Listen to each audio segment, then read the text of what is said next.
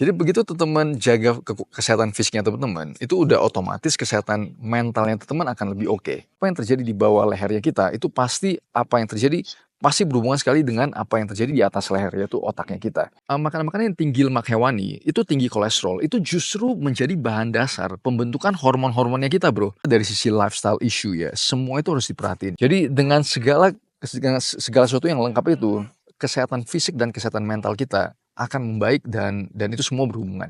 Podcast ini merupakan opini pribadinya gue, dan opini pribadi gue itu dibangun berdasarkan research papers yang gue baca dan gue telaah, yang menurut gue itu kredibel. Dan podcast ini bukan medical advice.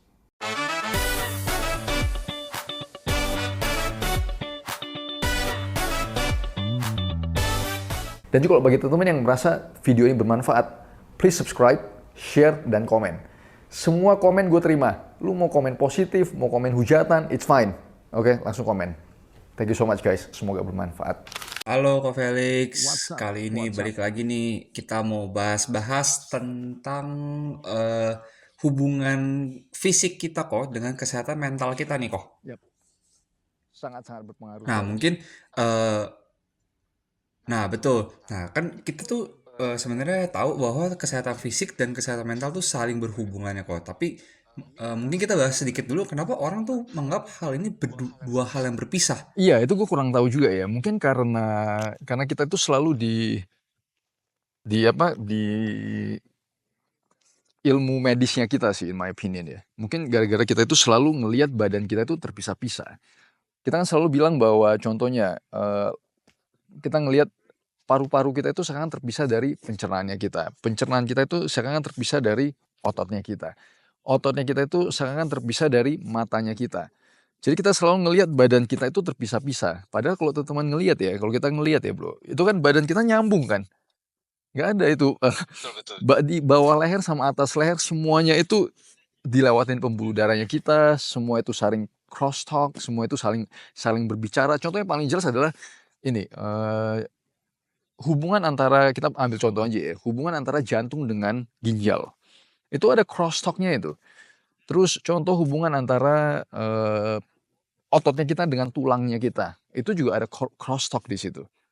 Terus contoh, ini paling jelas lagi, hubungan antara pencernaannya kita dengan otaknya kita. Makanya ada namanya itu gut-brain axis. Perutnya kita itu adalah dibilang sebagai otak kedua. Lu ngerti kan? Ya, jadi semua itu sebenarnya berhubungan. Jadi begitu teman-teman jaga kesehatan fisiknya teman-teman, itu udah otomatis kesehatan mentalnya teman-teman akan lebih oke. Gitu. Kok menarik nih kok. Kan tadi kan kok udah ngomong secara dari organ dalam ya kok. Ya. Sebenarnya organ dalam itu kan mencerminkan bahwa kondisi fisik kita secara nggak langsung ya kok. Nah mungkin kok bisa Bahkan jelasin nggak secara kok? langsung sih. Kalau menurut gue sih bahkan Oh secara bahkan langsung secara ya. langsung. Iya. Iya, jadi kan Oke, mungkin kesehat kok bisa jelasin nggak kok? ya, gimana? Jelasinnya apa tentang apa? Secara mungkin secara fisik kita nih yang Ya. mungkin menunjukkan bahwa kondisi kita tuh berhubungan dengan mental health. Contohnya seperti apa kok? Contoh ya, bagi gue sih jelas ini ada satu studi yang menarik sekali. Ini mereka itu ngelihat di orang-orang yang cedera lutut, Bro. Bukan cedera lutut, cedera yang pada saat sport ya. Cedera ligamen lah, cedera cedera ankle lah, cedera apa segala macam. Begitu kita cedera, itu ada perubahan di struktur otak. Karena kan gue bekas ACL surgery ya, gue bekas cedera lutut yang lumayan parah. Gue cedera tiga tempat di meniscus, satu ACL gue robek total. Jadi begitu gue baca research paper itu, gue langsung sadar, oh iya, makanya pada saat gue itu rehab dan segala macam, gue harus berpikir sangat keras gimana supaya kaki kiri gue itu bisa balik seperti normal pada saat gue rehab. Karena ada perubahan struktur otak. Bagi gue ini tidak berbeda juga dengan teman-teman kalau yang punya kesehatan fisik yang menurun. Contoh lu obesitas, lu diabetes, lu hipertensi dan segala macam. Makanya orang-orang seperti itu dia rentan kena depresi dan kecemasan yang berlebih. Jadi semua itu bagi gue sangat-sangat berhubungan. Apa yang terjadi di bawah lehernya kita, itu pasti apa yang terjadi, pasti berhubungan sekali dengan apa yang terjadi di atas leher, yaitu otaknya kita. Jadi it's very very clear ya, sangat jelas sekali itu. Jadi contoh lagi yang paling jelas adalah gimana olahraga. Ini menarik nih studi systematic review ini ya. Mereka tuh ngelihat gimana olahraga itu kan udah pasti membuat fisik kita lebih oke kan. olahraga itu 1,5 kali lipat lebih efektif daripada obat-obat antidepresan, obat-obat anti-anxiety, dan psikoterapi. 1,5 kali lipat lebih efektif loh untuk treatment depression and anxiety. Jadi kan dari situ kita udah langsung ngelihat, begitu kesehatan fisik lu itu oke, kesehatan mental itu udah pasti ikut sih. Oke, menarik nih kok. Yap, Kalau kebalikannya nih kok, maksudnya kan tadi udah tahu nih kita pola makan yang sehat dan olahraga itu bisa meningkatkan mental health kita. yap. Kalau yang menyebabkan kebalikannya kok, yang merusak mental health kita, contoh seperti apa Joko? Contoh yang paling jelas itu ya contoh ultra processed foods ya.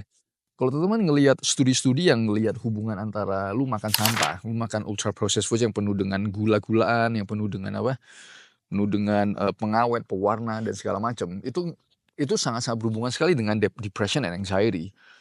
Begitu begitu pencernaan kita rusak, begitu usus kita itu rusak dengan makanan-makanan seperti itu, lu udah pasti lebih rentan kena penyakit-penyakit mental itu.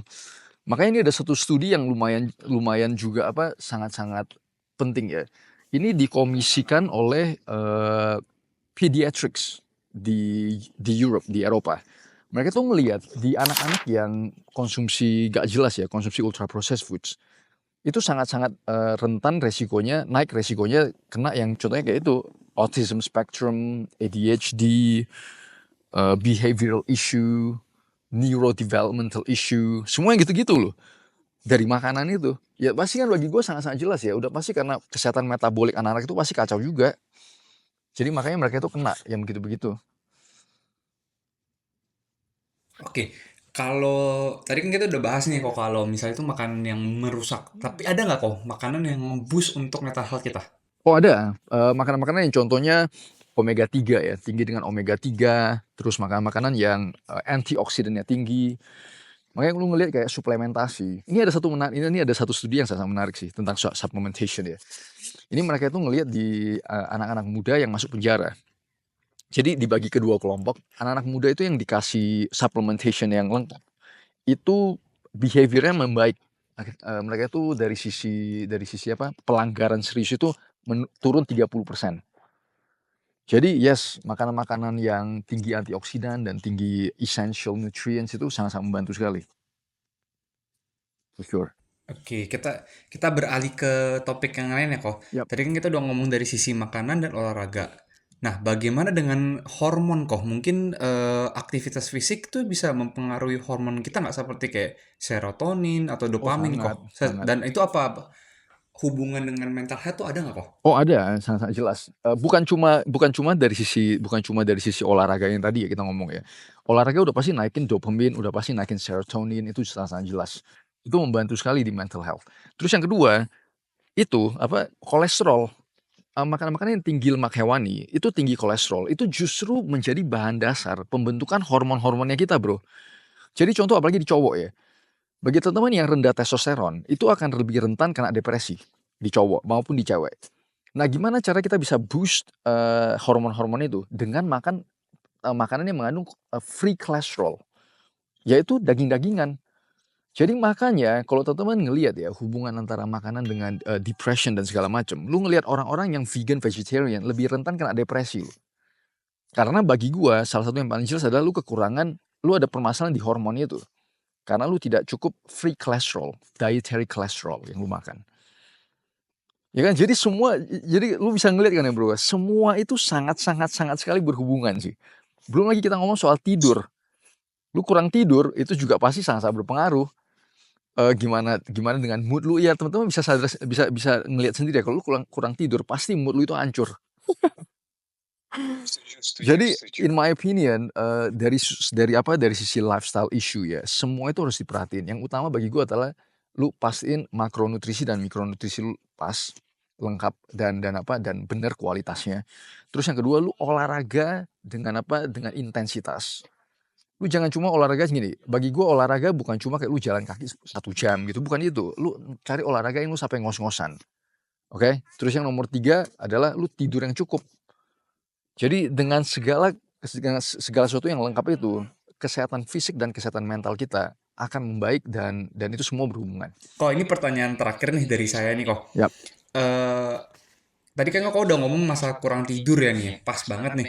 Yap. Kalau kita ngomongin jam tidur kok, jam tidur tuh akan mempengaruhi perubahan fisik kita nggak? Kalau misalnya contoh mungkin orang yang tidur jam 10 dengan tidur orang yang 12, apakah itu akan mempengaruhi perubahan fisik dan mental health kita kok?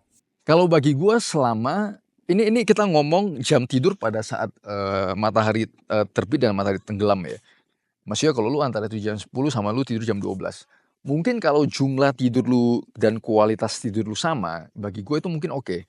Tapi lain cerita kalau seandainya tidur lu kebalik. Contohnya di saat matahari keluar lu tidur, pada saat lu matahari terbenam lu kerja. Nah, di situ mungkin ada perubahan.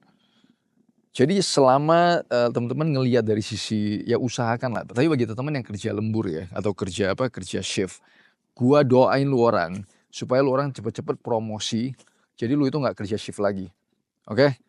Jadi, kalau seandainya kualitas tidur dan jam tidur terjaga bagi gua sih it's fine. Semoga bermanfaat.